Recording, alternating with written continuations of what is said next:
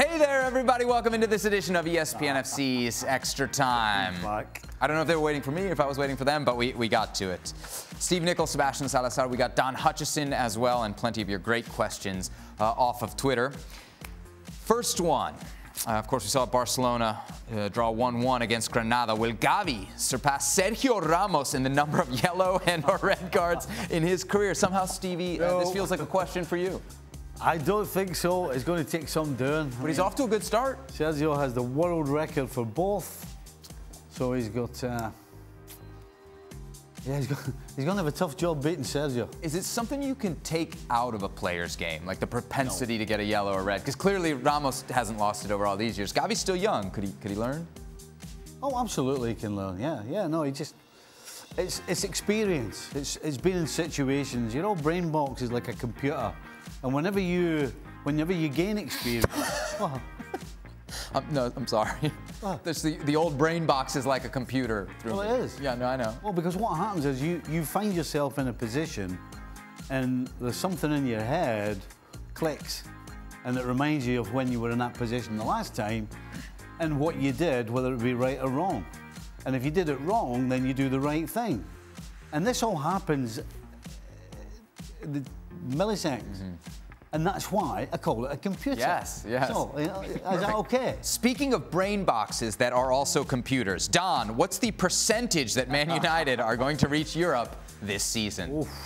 Oh, my days. I mean, it's looking slim, Sebi, isn't it? I mean, the performances are not great. I mean, I've watched all that performance under the new manager, and it's not been convincing whatsoever. Some wins along the way. The performance against Newcastle was awful. The last one was probably even worse. I'd probably give them a 25% chance. I think that they can get it together, because you still look at the group of players, you think, surely they're going to get it together. Surely this group of players, it's going to click. That means they're going to be fourth. Yeah? That means they're going to be fourth in the league, Don. Are you about to challenge his math here? No. Okay. I don't see how you can... I'm surprised that he went for them being fourth. Well, he went 25% chance that they would be 25. Yeah, but that means they're going to be fourth. So there's 4 teams. They'll be one of the 4 teams. No, I don't think that's what he meant. It should be 6. Come on, in brain box. 6 into my brain. 6 teams, right? My brain is not a computer. Well, see, I was going Champions League. 6 teams get into Europe, right? Now we're just being persnickety. So what's the percentages? 6 into 100. Come on in. 16%, something like that. Is that about right? 16.667%. I'm asking you. You tell me. I believe you're supposed to be the. Well, you just asked, and now I knew, but you couldn't confirm it. So let's get the. Well, it can be. It can why be don't you get your brain box going? 6 is a 36. 6 tens are 60. So that's 96. So you're wrong. Okay. Let's move on. These presenters, Don. Him and Thomas is the same. Yeah, they try and be clever. And then when you actually never ask question them, Stevie's brain box. No. You ask him a question and they can't answer it. Can he answer? Now he's going to cheat. Can he answer? Yeah, hold on. 100 divided by 6, because I said it was what? I said 16 points. Wrong. No, I said 16.666667. Yeah. What is it? Bam. 16.6667. Look at that. Yeah. That's a 650 on the math part of your SAT, Stevie. Don't worry about it. Was it 16? It was 16. Well, cheating, isn't it? Got a calculator. There you go. Speaking of brain boxes. All right, let's move on. For Stevie, who would you rather not play against? Lionel Messi or Cristiano Ronaldo? I guess this is thinking of Stevie as the defender. I'd rather not play against Messi. You wouldn't want that one-on-one. You'd rather take the one-on-one with Ronaldo? I'd rather take the one-on-one with Ronaldo. Why? Well, because I think more times than not, Cristiano's going past you because of pace and strength. That's a lot easier to deal with than just absolute trickery where you don't know which side. I mean, you just don't know what's going to happen. You know, there's a lot of players. We talk about great players. You know, people like Arjen Robben. We talk about. We always know he's going to come in on his left, but you can't stop it. That's how good he is. Well, with Messi, you can't even choose what side he's going because he's that good on either side. So you're just mesmerised completely. It's almost like probably he would humiliate you more too, right? Like the Boateng, I always think of the Boateng as a defender just getting broken down, and that's the capability of that happening is higher under him. Right. You might end up on a poster with Cristiano Ronaldo heading it in on you, but you're not going to be in a clip. Don't get me wrong, it wouldn't be fun. No. One-on-one with Ronaldo I either. think the percentages of that happening probably 100. Can we focus on this shot of Don here? You know, Don is always very well put together, but looks like he's got a have you fallen off your bike again?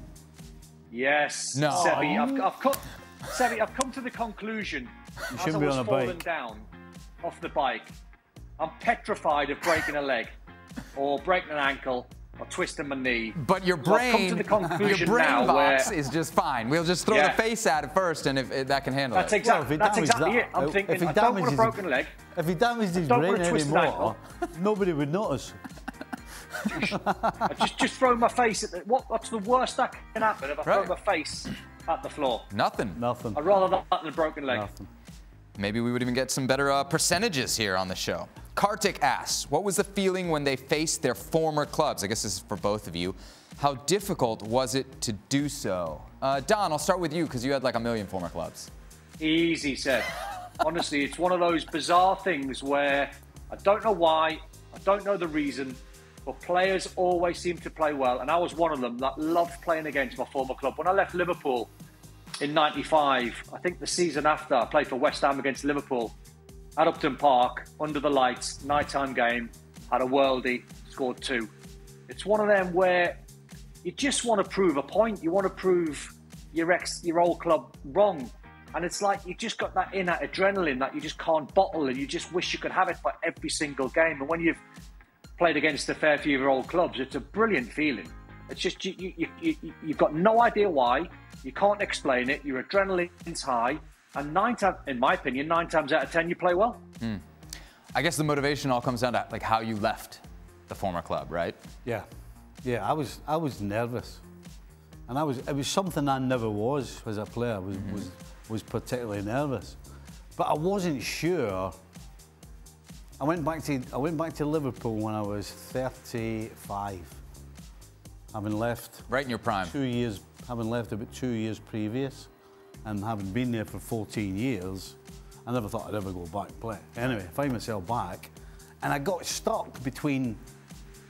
Well, I'm now a Sheffield Wednesday player. I'm not a Liverpool player, and I didn't want to be overly to the crowd to be back at Anfield. Were they giving you love? Were they giving you love? Aye, but I didn't want. I just felt a little weird. Awkward, yeah. I didn't want. Your loyalty's being tested. Yes, there. I didn't want the Sheffield Wednesday fans thinking, well, he's more interested in Liverpool than Sheffield Wednesday. So I actually started the game pretty uptight. I mean, I settled down after about 15 minutes, but yeah, I didn't enjoy that first 15 minutes at all. Last question here from Dimitri. Stevie, would you trade in your Premier League titles you won with Liverpool to be the one to score the game-winning goal of a World Cup final against England for Scotland to win the World Cup? I guess that's all of your Premier League titles, not one of them. Got to be, surely. Got to be, Stevie. No. World Cup winner. But I think Stevie's one of those guys who... No, I wouldn't, no. Different people identify differently, like, oh, I'm more of an international guy. You're so club heavy, I feel like, that you would keep those titles. Yeah. Yeah. Don, would you go? You clearly would go the other way? Oh, mate, in a heartbeat. To score the winner for Scotland against England to win the World Cup, you'll be remembered forever. I'll be remembered forever anyway for missing a chance against Uruguay. Still no matter. I'll still be remembered. You want to win the World Cup, Stevie. You could be like Frank and have like a proper World Cup behind you. Oh my gosh, could you imagine if we had multiple World Cup winners on the show? I mean, we have other guys that stop by from time to time, but consistent. If Frank mentions it every other time he's on the show, and you were mentioning it. Yeah. No, the answer would be no. Sorry. No, you'll keep the league titles then and the packets of crisps. Correct. All right, that's all we've got for today's edition of Extra Time. Thanks for your questions. Don, thanks for your time as well. Hope you get healed up and maybe buy a helmet or a face guard or just avoid the bike in general. Thanks so much for watching ESPN on YouTube. And for more sports highlights and analysis, be sure to download the ESPN app. And for premium content and live streaming, subscribe to ESPN+.